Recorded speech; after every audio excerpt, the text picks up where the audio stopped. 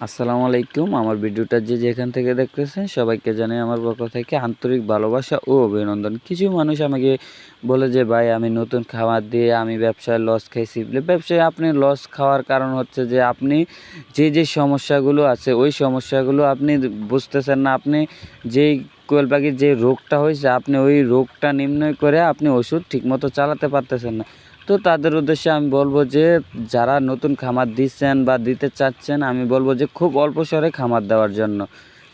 খুব অল্প স্বরে খামার দিবেন। অল্প স্বরে খামার দিয়ে যদি আপনি দেখতেছেন যে আপনি লাভবান হচ্ছেন, তাহলে আপনাকে বলব যে আপনি বড় করে খামার দেন।